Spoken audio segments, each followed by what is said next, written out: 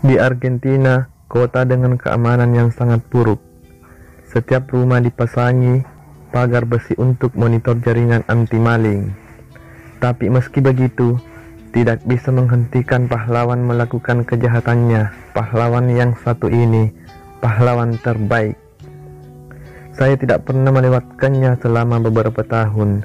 Setelah tidak melihat siapapun di sekitar, dia memutuskan untuk memulai pahlawan mobil mewah ini. Hanya dengan bola tenis, dengan mudah membuka pintu, dia mulai mencari alat yang berharga. Bahkan kacamata hitam pemiliknya dia pakai langsung.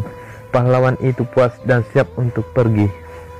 Tetapi ternyata semua pintu terkunci, tidak bisa dibuka. Mobil tidak mau hidup.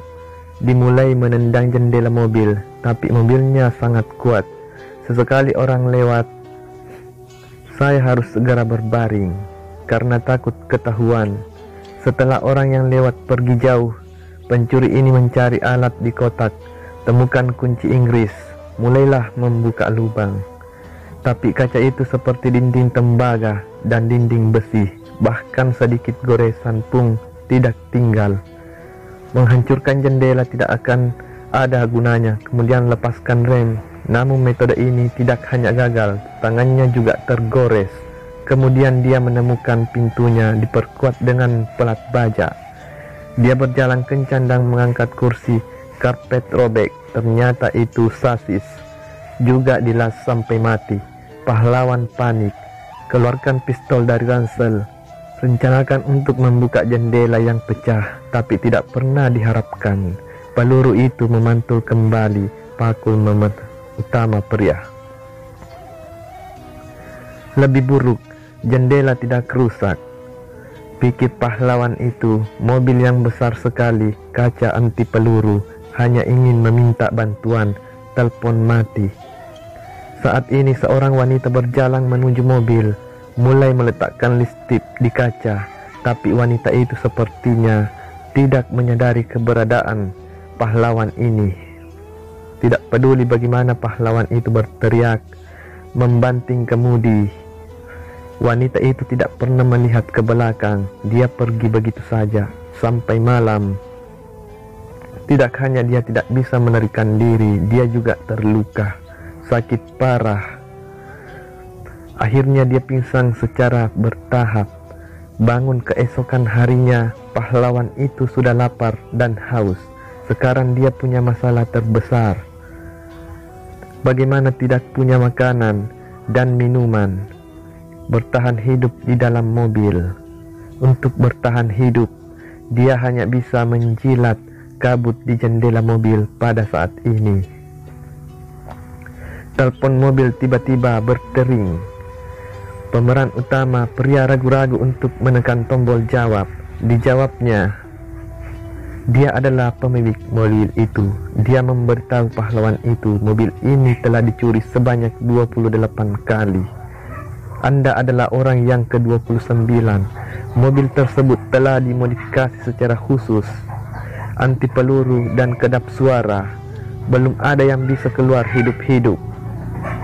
Dan semua sistem di mobil hanya dapat dikendalikan dari jarak jauh oleh pemiliknya. Ternyata pemiliknya adalah seorang dokter.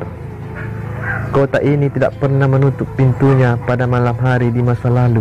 Tapi sekarang hukum dan ketertiban menjadi sangat buruk. Dia tidak lagi mempercayai polisi setempat. Dia memutuskan untuk menggunakan cara ini. Hukuman balas dendam. Dokter bertanya padanya, jika anak Anda mencuri, apa yang akan kamu lakukan? Pemeran utama pria dengan enggan menjawab, saya tidak tahu. Dokter berkata, jawaban salah. Tutup telepon. Lalu dia nyalakan AC untuk pahlawan itu. Musim panas dengan AC. Ini adalah hal yang membahagiakan, tapi pahlawan itu tidak senang karena dia tidak bisa mematikan AC. Saat suhu semakin rendah, pahlawan itu menggigil kedinginan. Dia dengan cepat menemukan beberapa koran, menutup semua ventilasi. Tepat ketika dia akan membeku, dokter menelpon lagi.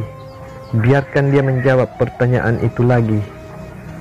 Jawaban yang diberikan oleh pahlawan kali ini adalah sarangkan putranya ke polisi. Jawabannya masih salah, tidak berhasil menemukan jawaban yang tepat. Kemudian telepon ditutup. Pada saat ini, sebuah mobil polisi berhenti. Polisi melihat mobil ini. Untuk waktu yang lama, pahlawan itu penuh dengan harapan, tapi polisi memasang tilang, berpaling. Jendela mobil telah diterpopulasi. Polisi tidak bisa melihat ke dalam mobil. Waktu berlalu. Di luar jendela sedang hujan. Namun sang pahlawan hanya bisa membuka mulutnya dan menatap air hujan untuk diminumnya. Kemudian panggilan berdering. Dokter memberitahunya air gelas di kompartemen belakang. Pahlawan tidak peduli jika itu racun, mengambil botol dan meminumnya. Kedipan mata sampai malam, pahlawan itu lapar. Lihat pizza yang ada di tangan kurir. Memikirkan makanan dan tertidur. Terjebak untuk hari ketiga, kondisi fisik pemeran semakin parah. Belum makan makanan dalam 3 hari. Luka juga menjadi meradang. Sekarang dia hanya bisa memberi makan rasa laparnya dengan makan kertas, minum air kencing sendiri. Anda sendiri untuk memenuhi kebutuhan air. Waktu di dalam mobil berlalu dengan lambat. Dia juga belajar menghabiskan waktu. Gambar saja di kursi saat Anda bosan, atau mainkan stiker.